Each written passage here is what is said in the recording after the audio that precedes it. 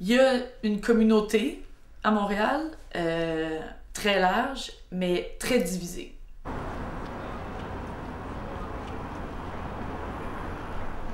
Je m'appelle Lou Lamontagne, j'habite Montréal, au Québec, j'ai 58 ans et je suis lesbienne. Je m'appelle Catherine Martineau, j'ai 23 ans et je suis lesbienne. Léa, 23 ans. Audrey, 21 ans. Et on est en couple. Florence Gagnon, 24 ans et je suis lesbienne. C'est ma conjointe Nancy, moi je suis Linda, on se connaît depuis 34 ans et on est un couple depuis 14 ans. Et depuis 6 ans maintenant, on a un enfant qu'on a adopté. Je m'appelle Marraine Saint-Gelais, j'ai 18 ans et je suis lesbienne. Mon nom c'est Renée Carmel Dormeus, je suis canadienne de naissance d'origine haïtienne, j'ai 37 ans, je suis lesbienne. Je m'appelle Maude, j'ai 35 ans et je suis lesbienne. Ben moi c'est Vanessa, j'ai 21 ans. Stéphanie, j'ai 18 ans. Et on est un couple.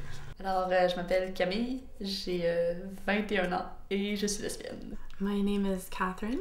I'm 30 years old and I identify as a gay woman. Mon nom est Annick, j'ai 25 ans et je suis lesbienne. Je suis Diane Fernand, j'ai 69 ans et je suis lesbienne. Je m'appelle Mélanie, j'ai 23 ans, je suis éducatrice spécialisée et je suis lesbienne. My name is Kayla Grunfeld, I'm 22 years old and I'm a lesbian. Je m'appelle Lynn Chamberlain, j'ai 61 ans, je suis lesbienne. Magali Deleuze, j'ai 45 ans, je suis lesbienne. Moi, je m'appelle Laura Boo, j'ai 31 ans, je suis une anglophone québécoise de Montréal. Je suis un queer lesbienne. En fait, depuis l'âge de 15 ans, j'ai toujours été avec des hommes. Et j'ai toujours éprouvé ce petit malaise ou cette petite insatisfaction que j'arrivais pas vraiment à expliquer. Jusqu'à ce que, par hasard, je rencontre ma douce et finalement tout s'est expliqué à ce moment-là. Moi, je sais depuis que je suis toute jeune que j'aime les femmes. J'ai eu des expériences avec des hommes, mais j'ai toujours été plus attirée envers les femmes. Et voilà. Mais tu l'as pas vécu? Pas trop, non. C'est ça. Nancy et moi, à l'âge de 16 ans, on a fait des petites expériences. Et je pense qu'on était amoureuses, mais moi, personnellement, je pouvais pas vivre ça à cette époque-là. Donc, on a comme mis fin, mais on est restés les meilleures amies du monde. Jusqu'à l'âge de 33 ans. Oui. Où Nancy, qui est en couple depuis 8 ans et vivait avec un homme, m'a dit qu'elle pensait être bisexuelle. Et là, je l'ai questionnée et finalement, pour me dire que depuis toujours, elle savait qu'elle aimait les femmes puis qu'elle était plus capable de vivre dans le garde-robe, finalement. Oh ouais. Et moi, étant la bonne amie que j'étais, j'ai décidé d'aider mon amie. Alors, j'ai parlé à une fille que je connaissais de l'université, mais je la connaissais très peu, mais je savais qu'elle était lesbienne. Et j'ai parlé de mon amie Nancy pour voir comment je pouvais aider mon amie. Et cette fille-là, Michelle, est devenue très significative. Elle a beaucoup parlé avec Nancy, a offert d'aller dans les bars, de me faire découvrir un peu le côté pas homosexuel, mais le côté gay, où il y avait les bars, où tu pouvais rencontrer des gens. Et elle avait suggéré à Nancy, parce que Nancy ne se voyait pas aller s'asseoir dans un bar, d'aller dans une activité lesbienne pour rencontrer des femmes. Aussi pour être dans le milieu, pas nécessairement... Donc, Nancy s'est inscrite à la balle, molle. Dans une ligue gay. Et a rencontré une fille. Et moi qui lui disais, mais invite-la, allez au cinéma, faites quelque chose. Et entre-temps, Nancy avait laissé son conjoint et était venue vivre chez nous temporairement. Et je suis rentrée du travail un soir pour avoir un message de Nancy qui ne rentrait pas dormir. J'ai pas aimé. Le lendemain, j'avais un deuxième message que Nancy ne venait pas dormir. Et là, j'ai vraiment... Alors, j'ai composé Étoile 67 pour retracer le numéro et j'ai appelé Nancy chez la fille en question pour lui dire que j'allais pas bien et qu'elle était mieux de s'en venir rapidement. Ce que Nancy a fait. En bonne amie, bien sûr. Et je savais même pas ce que j'avais, mais il y a quelque chose, je me sentais extrêmement mal sans savoir ce que c'était pour réaliser finalement que j'aimais Nancy puis que je pouvais pas m'imaginer qu'elle serait dans les bras d'une autre femme. Les bras d'un homme, c'était correct, mais les bras d'une autre femme, non. Ça pouvait pas être possible. Et ce fut le début. Mais c'était plus compliqué que ça. Oui. Ben moi, ça a été assez dur parce que, je sais pas, genre, je voulais juste pas y croire. Parce que je savais que comme, ça allait sûrement causer la mort, puis tout. Puis j'étais vraiment comme ça. Fait que j'y pensais même pas, genre, j'essayais, je me mindais dans ma tête que j'étais hétéro, puis tout. Puis dans le fond, le jour où comme, une de mes voisines était enceinte, puis elle est venue me voir, elle dit genre, je suis prête à dropper mon chum pour toi. J'ai vraiment pris un step back, puis j'ai fait, c'est pas, je le suis pas, puis blablabla. Mais après ça, j'y ai repensé, puis j'ai comme fait, non, peut-être que je le suis finalement. Puis ça a donné que j'étais allée à un party, qu'il y en avait plein. Puis ça a donné que j'ai fini avec une fille là, fait que j'ai comme fait, oh, ok, peut-être que je le suis pas vrai. Puis là, j'ai fait genre, ben là, j'ai plus le choix de m'afficher. Fait que dans le fond, j'ai commencé à m'afficher là, mais non, ça a été assez dur, là. Moi, j'étais bien de même, là. Je voulais pas y croire. Yeah, I guess because for a lot of people also, it's just such an essential part of us that when we realize it, it's dramatic, but for me it was very much, there was a sense of relief for sure, like huge relief. I was like, oh, finally, I get it. It's like the last piece of the puzzle is coming together. I get why all these things have been this way in my life, and now I feel more complete that I know this, you know? Ben moi, même quand j'étais jeune, je savais, là. Au lieu de regarder les petits garçons qui couraient, je regardais les petites filles, là. Et j'ai sorti une première fois du placard quand j'avais 15 ans. Ça a mal été. Et j'ai eu beaucoup d'expériences vraiment pas très fun avec mes parents. Et après, à 19 ans, je suis ressortie du placard avec une copine. Puis ils n'ont pas vraiment eu le choix de l'accepter, là. Puis depuis ce temps-là, ça va bien. J'étais terrorisée de faire mon coming out. En fait, je pense que j'étais terrorisée parce que j'étais pas à l'aise avec moi-même, parce que je me posais encore des questions, puis parce que je me disais, et merde, mais si je dis que je suis lesbienne ou si je dis que je suis bi, puis là finalement c'est pas vrai, puis je sais pas, puis il y avait tellement de questions, puis il y avait trop de questions dans ma tête. Puis à un moment donné, quand je me suis dit, Camille, relax, là, c'est juste aimer des filles, là. Je veux dire, il y a des choses bien pires que ça dans la vie. Je me suis calmée, j'ai commencé à le dire autour de moi, puis c'est très bien passé. J'appréhendais un peu les préjugés, en fait.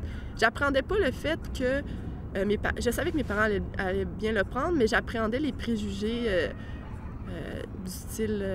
tu sais, des espèces de questions, genre mais là, veux-tu avoir des enfants? Mais pourquoi c'est des questions qui se seraient pas posées si j'avais été hétérosexuelle? Tu sais, des questions qui surviennent dans la tête des gens, mais qui seraient pas survenues si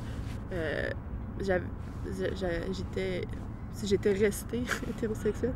J'ai essayé le plus possible d'être hétérosexuelle, même si c'était pas ça. Par la suite, j'ai fait un coming out en tant que bisexuelle, malgré que c'était pas encore ça, mais officiellement comme lesbienne. Ça a pris quand même du temps. C'est le fait d'être en couple avec une personne qui m'a comme poussée à le dire à mes amis, à mes parents, puis par la suite aux autres gens que je rencontrais au fur et à mesure. Mais ça a vraiment bien été. Moi, je m'attendais à une réaction catastrophique de mon père, que je croyais super catholique, mais finalement, il m'a juste dit « Ah, ben c'est ton choix. » J'ai fait « Quoi? Je pensais que t'allais me renier. » Et il dit « Ben non, je veux juste que tu sois heureuse. » De mon côté, je leur ai dit il y a quoi? 3 ans peut-être maintenant, à peu près. Et ils ont vu ça jusqu'à l'été dernier comme une expérience, finalement. Ils ont supposé que j'étais en train d'expérimenter quelque chose avec une femme et jusqu'à ce moment-là, c'était acceptable. Mais l'été dernier, je suis allée en France et ça a été officialisé, on est fiancés. Et quand j'ai parlé de fiançailles, de mariage, etc., là, ça a été très, très, très, très mal pris. Donc, ils acceptent ma conjointe en tant que personne, mais pas en tant que conjointe, finalement. Et c'est la même chose du côté de sa famille. J'ai sorti du placard il y a de cela environ 2 ans. Mes parents, ça s'est très bien passé. Je le sais, j'ai eu beaucoup de chance. Ça se passe pas comme ça pour tout le monde. Sinon, est-ce qu'il y a trait à mes amis, ils savaient avant mes parents. Ça s'est pas très bien passé par contre, en 5e secondaire.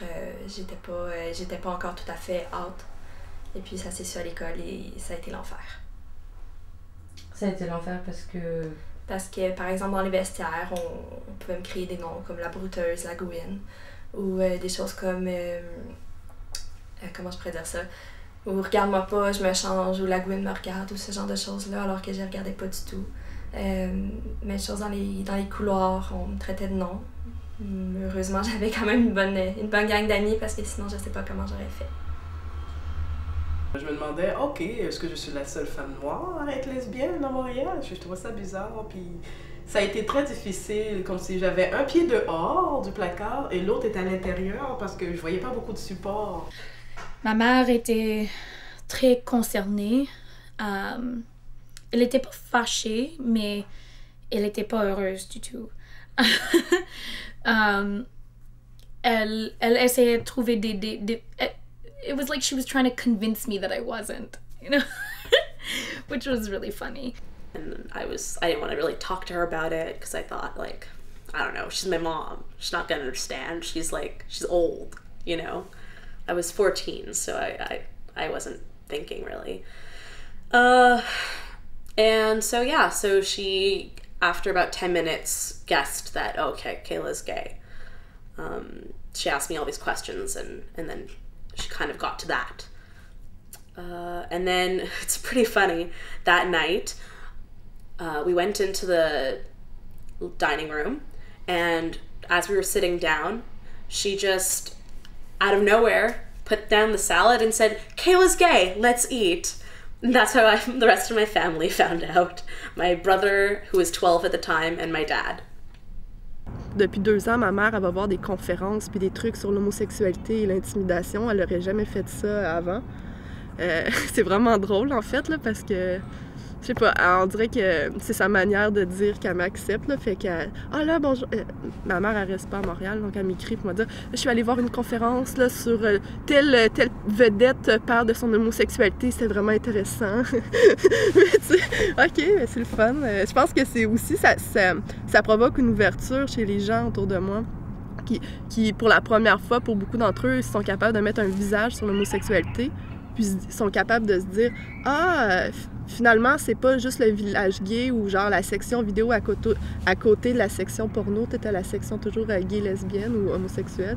Finalement, c'est pas juste ça, c'est pas... Parce que souvent, les gens, quand ils entendent homosexuel, ils retiennent juste le sexuel du homosexuel, puis c'est beaucoup l'image, tu sais. C'est une orientation hyper sexualisée, mais là, ils mettent une image comme un visage homosexualité, puis là, ils se disent « Ah, ben... Tu sais, Catherine, elle a pas changé, tu sais, elle reste la même personne que j'ai connue pendant 20 ans. Donc, en fait, l'homosexualité, c'est aussi banal que ça, aussi, tu sais. Il y a beaucoup de lesbiennes dans les églises protestantes, puis elles ont peur de sortir du placard parce que, selon ce que la Bible dit, c'est pas bon, blablabla, on connaît l'histoire. Donc, mais la pression familiale, la pression religieuse est tellement forte qu'elles ont peur des représailles que ça aura sur eux. Ils m'acceptent comme lesbienne, puis ils n'ont jamais eu de problème. Mais là, j'ai une blonde affectueuse. Et dernièrement, je suis allée à une fête de famille chez mon frère.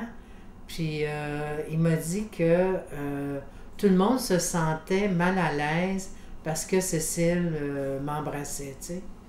Et fait que là, il fallait que la prochaine fois que écoute, j'ai 69 ans, hein, je me fais dire ça par mon frère, que la prochaine fois que je vais dans une fête de famille, faudrait pas qu'on se touche.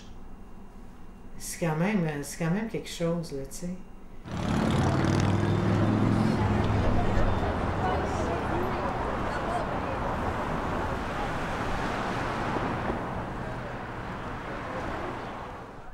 I decided, well, if I'm gonna be gay, or if I'm gonna come out in school, I want to do it in a big way. And I started dressing differently, started acting differently. I had really long hair at the time and I cut it really short. I stopped wearing the girls' skirt. I only wore the pants because we had a uniform. I wore like rainbow bracelets and necklaces and pins, and just I looked really, really gay, if that can be a look. And people just kind of realized, okay, well, she's a lesbian, whatever. People ask me a lot, like, how do you know if you're gay?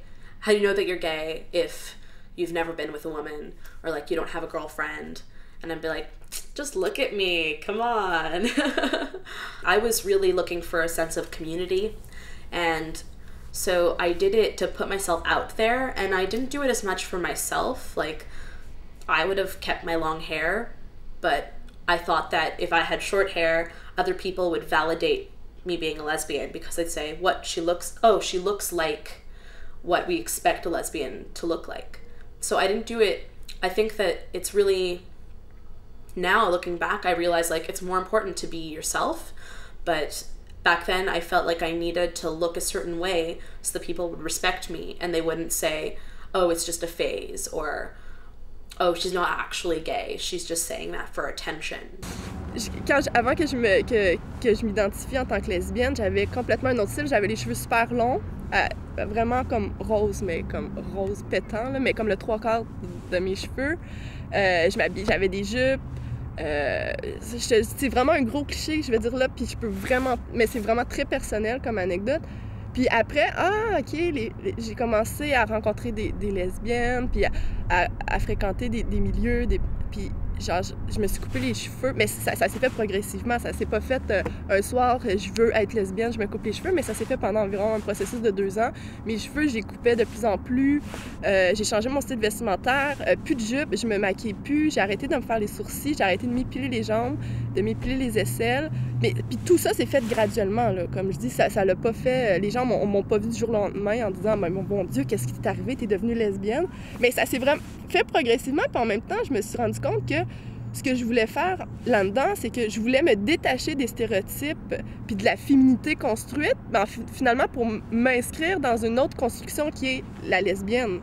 Parce que ma copine me dit, tu sais, quand on te voit, on le sait, on se doute pas mal que t'es lesbienne à cause de ta petite casquette puis de la manière que tu t'habilles. Puis là, j'ai fait comme, ben non, franchement, mon but, c'était justement de déconstruire des stéréotypes. Elle dit, ouais, mais c'est impossible d'être hors des normes. Tu t'es juste inscrite dans d'autres normes, tu sais. Là, j'ai fait, là, j'étais un peu déçue. Mais là, je dis, bon, ben, je veux dire, en fait,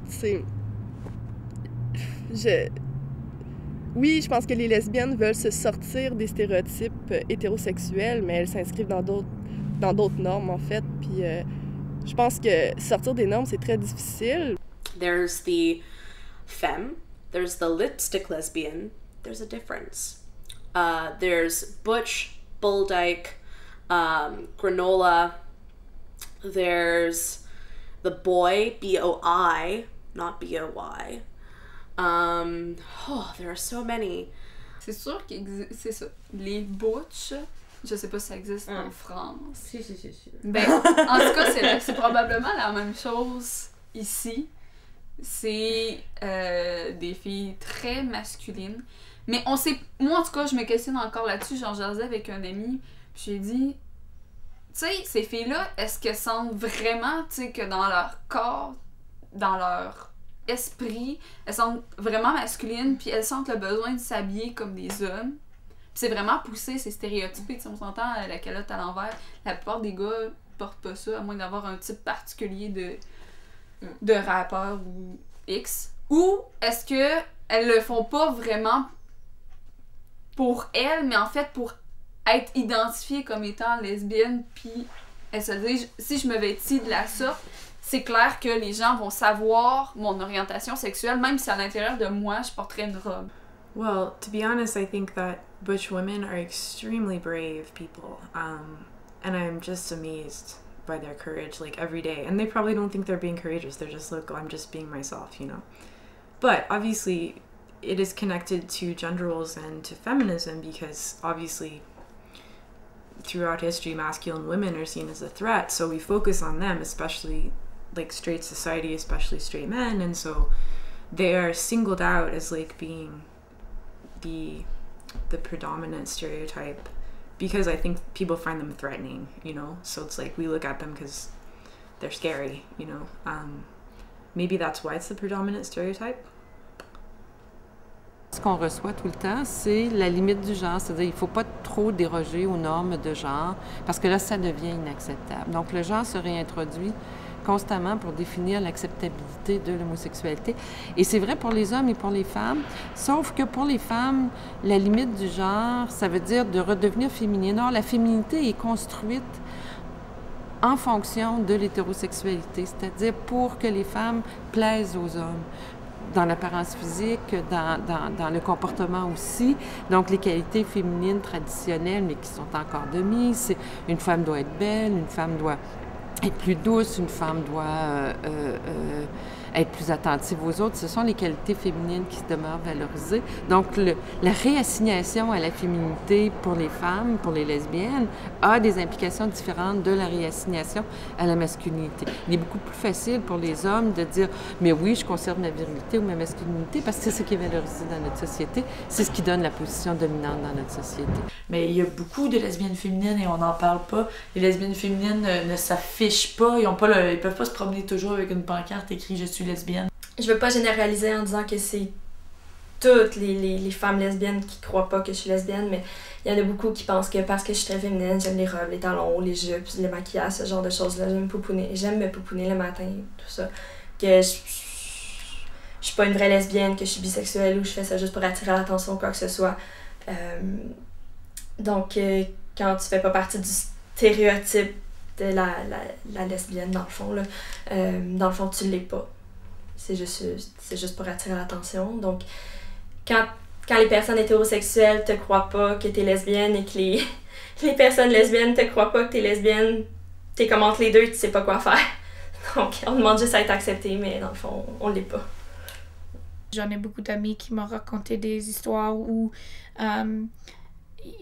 ils entraient dans un espace queer, puis ont été quelqu'un leur a demandé de partir parce qu'ils pensaient qu'ils étaient straight, parce qu'ils étaient féminins ou parce qu'ils étaient pas comme une gay, typique. And je pense que c'est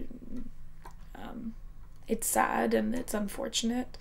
Je pense que ça serait meilleur si on laisserait un plus gros marge pour la diversité des expressions personnelles. C'est juste la mode, c'est pas exactement we come in all shapes and sizes, but there are stereotypes and sometimes it's hard to pick up if you're not one of the stereotypes. Heureusement qu'on peut être qui on est. Si t'as pas envie de mettre des robes, c'est bien correct. Puis si t'as envie d'avoir l'air d'un homme, ça aussi, ça t'appartient. Mais demande-moi pas d'être dans un moule. Je refuse d'être dans n'importe quel moule, pas plus celui-là que n'importe quel autre. J'ai pas besoin d'avoir les cheveux courts puis de pas avoir de maquillage pour dire que je suis lesbienne et fière de l'être. Pour moi, c'est pas ça.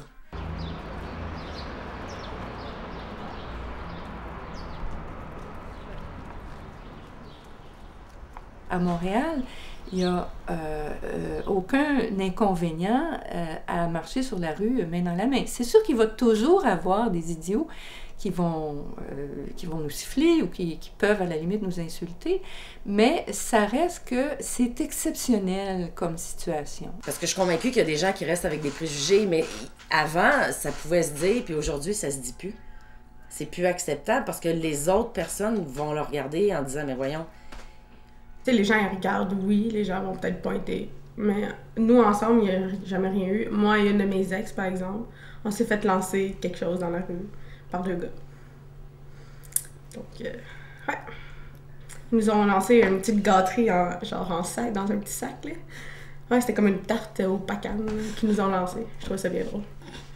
Maintenant, il y a des reportages sur les lesbiennes, les couples lesbiens. On est à la télé, bref, on est partout maintenant. I know how much more visibility there is now, but at the same time, I mean, we feel pretty isolated even here in our neighborhood. We don't live in like a gay neighborhood, so we don't feel comfortable on the street or, you know, like doing PDA, public displays of affection. So we're not visible in our neighborhood, that's for sure. Nous, ouais. On n'a pas vraiment un problème. Généralement, c'est les autres qui ont un problème. Ouais. Mais ça nous atteint pas vraiment. Moi, je suis tout le temps contente de voir deux filles s'embrasser sur la rue. C'est sûr, je vais les regarder puis je suis comme ouais! Parce que ils se cachent pas. Ils se cachent plus. Je pense que les jeunes lesbiennes, moi j'ai remarqué, oui.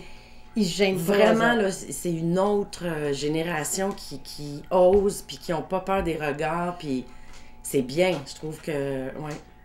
Ça fait 12 ans que je suis out, puis jusqu'à maintenant, je vois même rarement des filles marcher main dans la main. C'est comme si on voit tellement pas de lesbiennes, des photos de lesbiennes, que les filles ils sont pas à l'aise pour sortir entre eux puis se tenir la main ou s'embrasser devant les gens.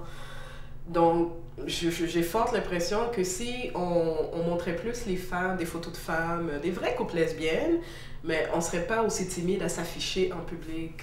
Dans les séries télé, oui, il y a beaucoup plus de lesbiennes qu'avant. C'est bien pour notre visibilité. Faut juste pas que ça rentre trop dans les stéréotypes. You never see hard butches, you only see soft butches. You never see realistic representations of trans people. You never see a realistic representation of lesbians who aren't supermodels, you know? And I think it's, you know, even if there's lesbians on TV who are having relationships between two women, you know, if they both look like supermodels who have, you know, jobs that are paying them $100,000 a year and they jet set around the world and they live in fancy houses and, you know, that doesn't, you know, just because they're in a woman-woman relationship doesn't mean that that makes me feel like they're like me. Dans le fond, ils essayent plus de comme avoir plus de personnes qui vont regarder l'émission, mais je sais pas si ça peut être vraiment bien. Ben, c'est parce que je trouve ça irréel. Ouais. C'est une vision de la lesbienne qui est modelée pour rentrer dans l'émission, mais c'est pas la réalité des choses. Et même que il y a des films qui sortent sur les lesbiennes, mais que la lesbienne, à la fin, finit avec un homme. Donc, c'est pas nécessairement les bonnes images qui envoient ni le bon message, là. Peu importe la lesbienne qui t'est présentée dans les médias ou dans les séries télé ou whatever, et que tu te poses des questions et que tu te dis non, moi je suis pas comme ça, mais c'est tout ce que la société me présente comme image, comme modèle de lesbienne, ça peut pas être positif. Ça peut juste être comme ah, mais j'ai pas d'identifiant, j'ai pas de modèle, qu'est-ce que je fais, je suis pas normale. Et là, ça devient terrible.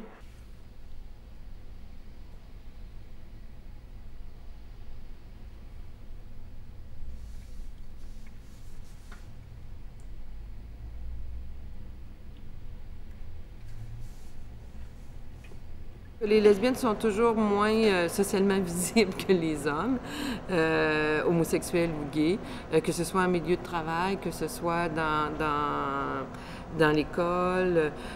Par exemple, en milieu de travail, les gays sont plus présents. Il y a plus de blagues envers les gays, donc de blagues négatives, de stéréotypes négatifs, mais il y a aussi des stéréotypes positifs envers les gays. C'est-à-dire qu'on dira « Ah, les gays, quand même, c'est des hommes qui s'habillent bien, qui ont des qualités, qui sont beaux, qui sont fins, ils ont plus de gentillesse, qui sont propres. » Donc, on leur prêtera un certain nombre de qualités stéréotypées, mais quand même des qualités.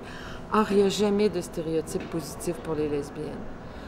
C'est où alors on souligne les qualités positives. Quand on souligne les qualités positives, c'est pour dire qu'elles sont belles, ça paraît pas qu'elles sont lesbiennes, donc d'une façon dénier leur lesbianisme.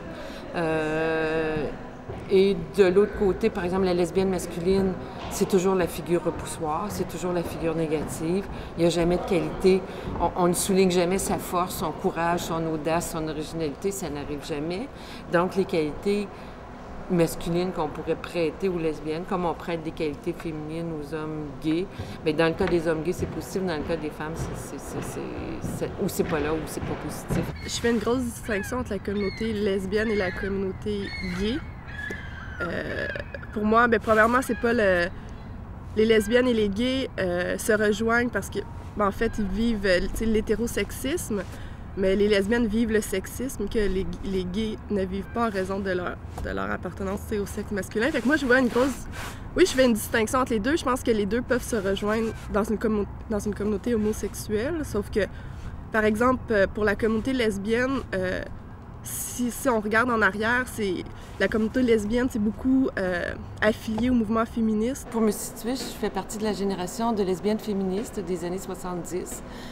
Donc, c'est beaucoup à travers le féminisme que j'ai développé un regard autre sur les femmes et que j'ai rencontré des lesbiennes et que, éventuellement, j'ai préféré avoir des relations avec des femmes. Ce que j'ai fait pour le reste de ma vie. J'utilise le mot queer parce que comme j'en ai des relations avec du monde of all genders.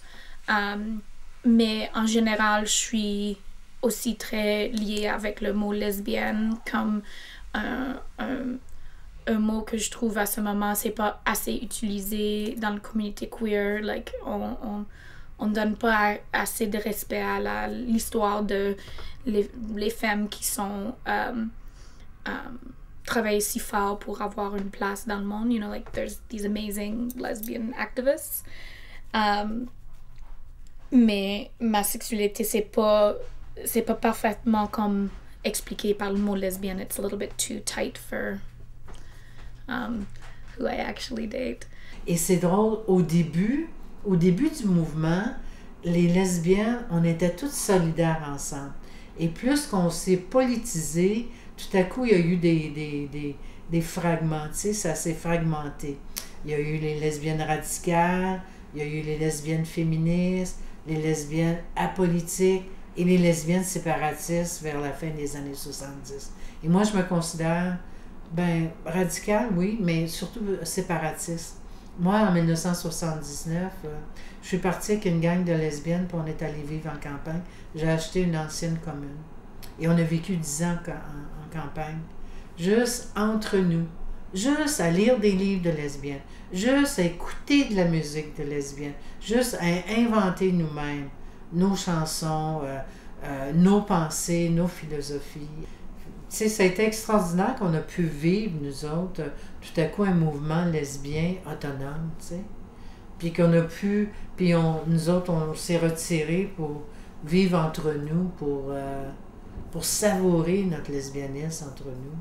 Je pense que le lesbianisme va plus loin que la simple orientation sexuelle. Donc, c'est pas nécessairement qu'il y a des fausses lesbiennes ou des vraies lesbiennes, mais je pense qu'il y a quand même un continuum de prise de position, de conscience politique qui fait que les lesbiennes ne sont pas simplement des homosexuels LE, mais que c'est des femmes qui vraiment ont une réflexion politique sur ce qu'est d'être femme, ce qu'est d'être lesbienne, sur le patriarcat, sur l'hétérosexualité ou l'hétéronormativité. Mon identité lesbienne est très importante. Pour moi, être lesbienne, c'est vraiment comme une identité politique, mais libre dans mes choix, libre dans tout ce que je fais, tu sais. Je veux dire, je suis pas liée par tout ce patriarcat-là, tout ce cirque-là. Quelle est notre identité comme lesbienne aujourd'hui, alors qu'on nous dit qu'on a l'égalité juridique, que l'égalité sociale est encore à faire, mais elle est sur un bon chemin? Est-ce qu'on va finalement vers la fin de la communauté lesbienne? Parce qu'on est intégré dans la société comme être humain à part entière? Ça, c'est une question, c'est tout un défi. Moi, personnellement, je trouve qu'on a besoin quand même toujours d'une communauté. On a besoin d'endroits pour se retrouver. On a besoin aussi de comprendre que le fait d'être lesbienne aussi, même si c'est peut-être plus un geste politique, comme dans les années 70-80, c'est encore une réalité de vie qui est différente. Moi, mes enfants ont 2 mamans. On n'est pas une famille hétérosexuelle, on a toujours une réalité différente. À l'école, il faut toujours expliquer à la maîtresse que, nos enfants ont 2 mamans. Oui, c'est vrai que nous, on est 2 femmes ensemble, mais dans mon quotidien, je ne suis pas qu'une lesbienne ou... Je suis une personne qui vit avec toutes sortes de personnes, puis j'ai pas envie de vivre dans un monde exclusivement gay. Je veux vivre dans le vrai monde, avec des gens gays, des gens straight, avec tout le monde finalement. Je veux pas vivre juste dans une petite communauté. Pour moi, en tout cas, ça me convient pas. Je veux vivre avec tout le monde et que tout le monde soit égal. C'est plus ça que j'ai envie de vivre. Selon ma vision, être lesbienne, c'est une spécificité en soi. C'est une couleur en soi, c'est un univers en soi. Ça ne nous empêche pas d'avoir des contacts avec d'autres communautés, notamment la communauté des gays ou des transsexuels, mais de ne pas avoir le choix de toujours être en contact avec les autres communautés. Mais je trouve qu'il y a quelque chose qui est perdu là-dedans. Je trouve que la notion de choix est très, très importante. S'il y a des moments où on a envie de se rencontrer et d'être qu'avec des lesbiennes, au risque d'être politically incorrect, parce que la rectitude politique nous impose qu'on doit toujours être dans le mouvement LGBT. Que si on n'est pas toujours ensemble,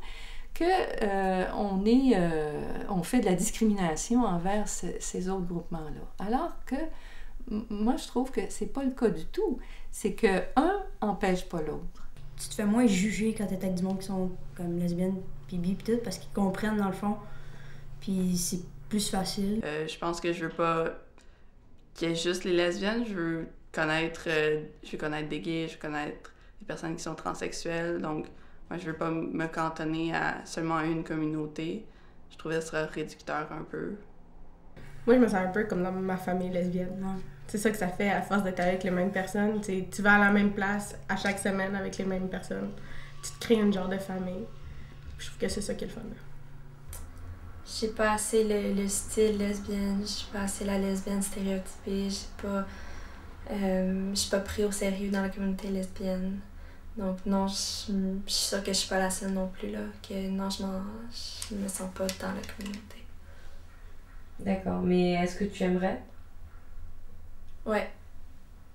Parce que ça me ferait sentir comme si j'étais pas la seule. Oui, j'ai des amies lesbiennes, mais j'aimerais vraiment pouvoir me sentir comme dans la communauté comme une petite famille, comme me sentir acceptée, tout ça.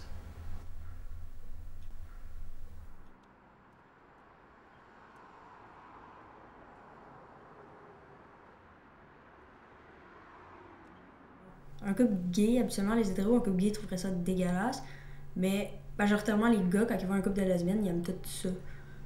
Puis, dans le fond, ils pensent juste au sexe aussi, là, on s'entend. Il y a une membre de Jeunesse Lambda qui est venue ici un jour et qui a dit j'ai écouté un vox pop et une madame à qui on demandait qu'est-ce que la sexualité lesbienne, la madame avait répondu elle se chatouille. Et j'ai l'impression que c'est l'image qu'on se fait. En fait, c'est qu'elle est inexistante ou sinon enfantine, la sexualité lesbienne, parce que dans l'idée de la sexualité, souvent on se dit que s'il n'y a pas de pénis, il n'y a pas de sexualité. Ben la sexualité lesbienne, tu sais, il y a comme une partie qui est comme tachée, je te dirais, par le patriarcat, parce que il y a une partie qui est utilisée dans le, tu sais, la porno, par exemple. Tu sais, tu tapes, tu sais, réseau, à un moment donné, on tapait réseau, puis on avait tous les sites porno. C'est tous des sites supposément lesbiens. Ça, je trouve ça toujours embêtant qu'on soit comme, tu sais, la porno est presque idéale là, pour le patriarcat. Ça me fait un petit peu chier, si tu veux. Alors que c'est pas du tout comme ça. C'est pas l'action quand t'aimes quelqu'un, quand tu couches avec, par exemple, une autre fille que t'aimes, c'est de l'amour, c'est de la tendresse et tout ça. C'est comme un homme et une femme quand ils s'aiment. C'est le même principe. Moi, je pense qu'ils pensent que c'est une joke. J'ai vraiment l'impression que la plupart des hétéros, parlant des hommes, pensent que c'est une joke. Pensent que des filles sont ensemble parce qu'ils font un trip ou parce que ils savent pas quoi faire, puis que dans le fond, ils veulent toute une queue, puis... non. J'ai bien de la misère avec ça. Je te ramène à Paul Pelletier qui disait que le lesbianisme en tel, l'identité lesbienne, c'est une subversion au patriarcat. Et j'adore cette pensée-là. J'adore cette pensée-là. Paul disait, quand une lesbienne couche avec une autre lesbienne, c'est une gifle au patriarcat. C'est extraordinaire. Elle disait toujours, regardez-nous jouer. Pas rien. On manque de visibilité, on travaille là-dessus. Je pense que les filles sont motivées. Il y a comme une nouvelle vague. On parle avec les femmes un peu plus vieilles qui sont très heureuses. Ils ont l'impression de nous laisser le flambeau puis qu'on est une bonne équipe. Là. Je pense que notre génération, là, que ce soit à 25-30 ans, on est prête à bouger les choses, puis on le fait pour les plus jeunes, on le fait pour les plus vieilles. On veut juste vraiment arriver à prendre notre place et avoir plus de visibilité. I think for me, being queer is being part of a group of people who have had a long history of struggle and still struggle with oppression and inequality in a variety of ways. And yes, I do think that there's been a lot of advancements that have been made, both in like how people, like general social opinion and also like political rights to varying degrees in different countries. But I also think that there's a lot still left to do. La visibilité, c'est quelque chose aussi qu'il faut prendre. Il ne faut pas attendre que les gens nous la donnent, la visibilité, ou qu'ils nous donnent la permission d'aller dans les endroits publics en étant soi-même. Il faut la prendre. Il faut prendre notre pouvoir. Puis prendre notre pouvoir, bien, ça fait partie de... c'est-à-dire prendre l'initiative d'être out partout, tout le temps. Bien, c'est ça, prendre notre pouvoir.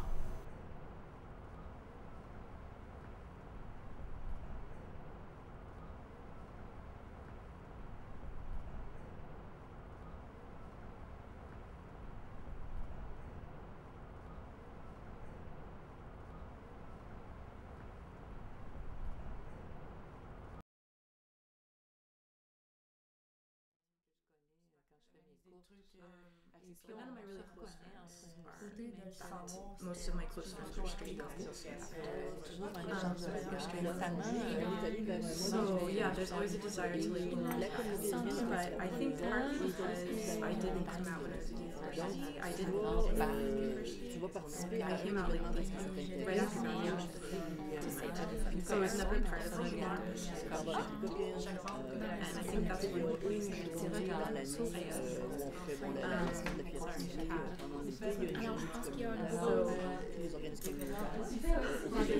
there's always the desire for me to have gay friends. I've expressed this desire and